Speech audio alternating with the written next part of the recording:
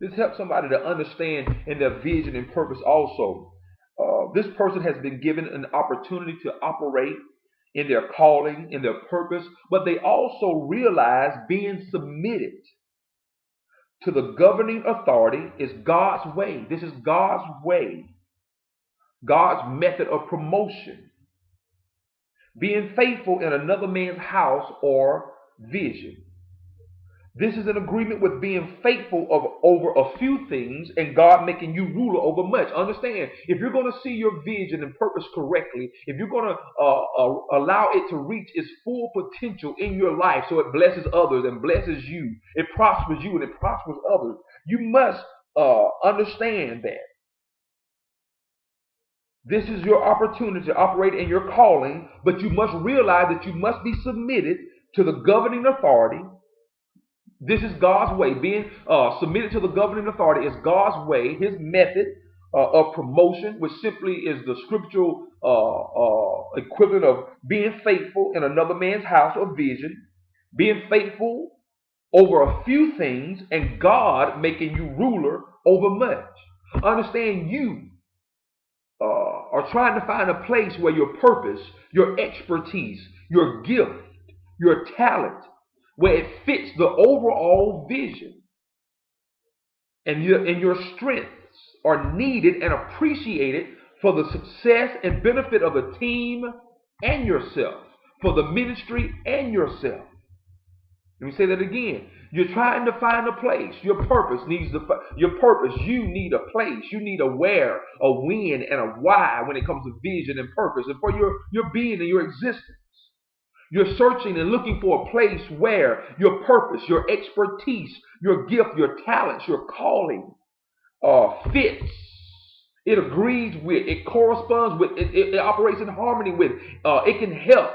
What I'm gifted to do can help this man or this woman of God to achieve their assignment, to achieve their calling, this overall vision. We always go back to church setting. If you're there with a pastor, or the leader, or man or woman of that church, that you're looking to find a way where your gifting and your talent can help the overall vision.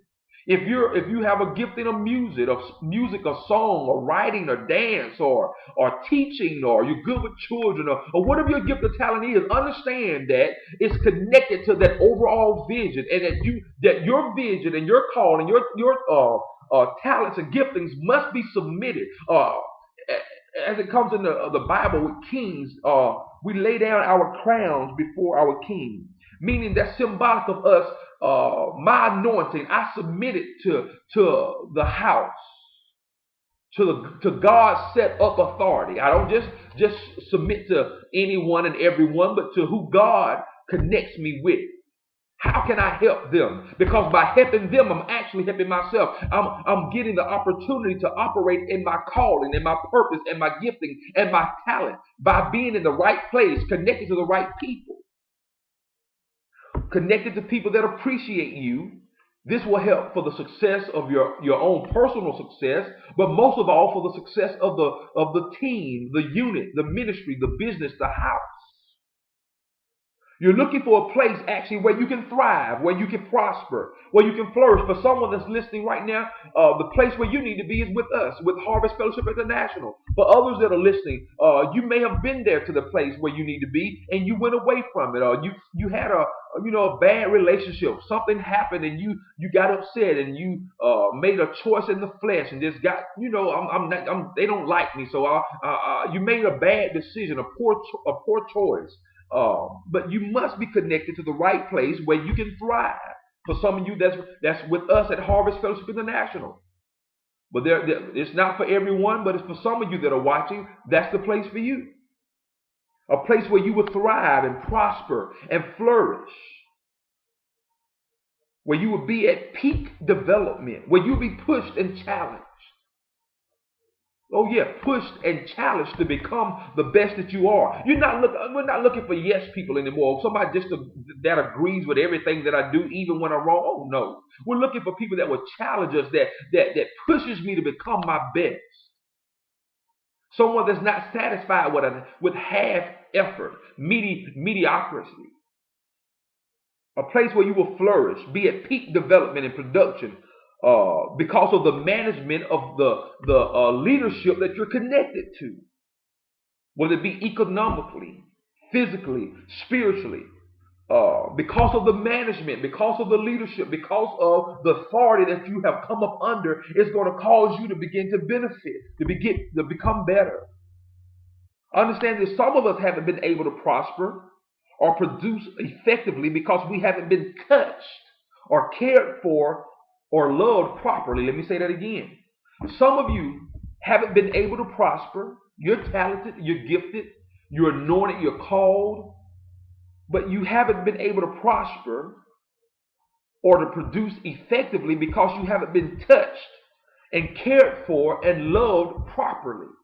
You know, I was doing some reading, some studying, and came across some information that some doctors and therapists and scientists and professors, they did a survey and testing about small children, babies, and the test that they did in a nursery when the children were born, they had the nurses for a certain group of children, they held those kids, those babies, those children, and held them and, were real loving and kind and tender to them.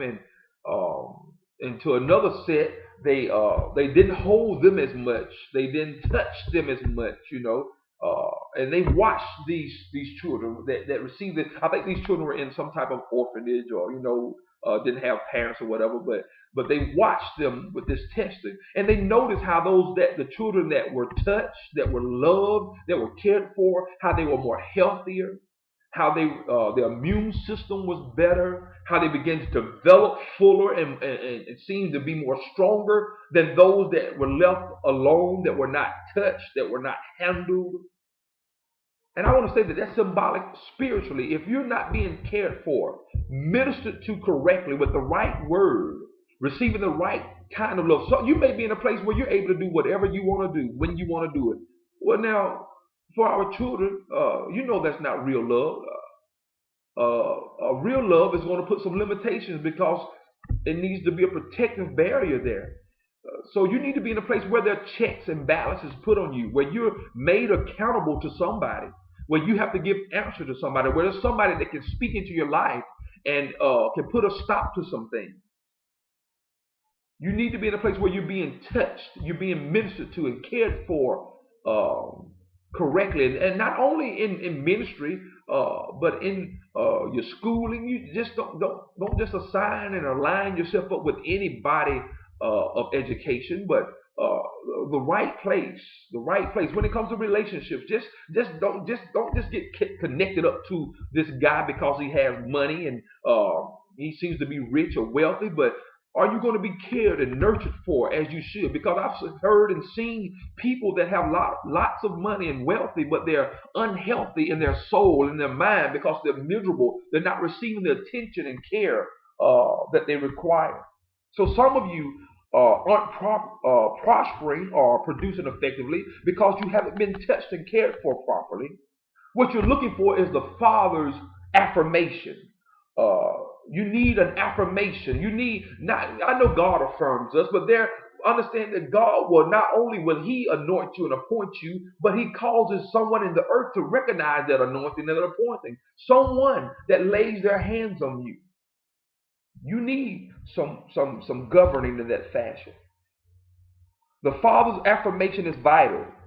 Listen to this: who you submit to, who you yield to, who you follow as the God-given authority, spiritual and natural, in your life plays a major role in your personal progress. Say that again. Who you submit to, who you follow as the God-given authority, spiritual and natural, in your life plays a major role in your personal progress. Let me ask you this: what is your leader's threshold for success? Are they determined to grow, to expand, to increase in their education, in their anointing, in their relationship with God, in every area? Or are you connected to people that are content and complacent, satisfied with a little dab will do you, that type of mentality? Can you see your leaders' potential power? Can you sense their desire expressed in their effort and dedication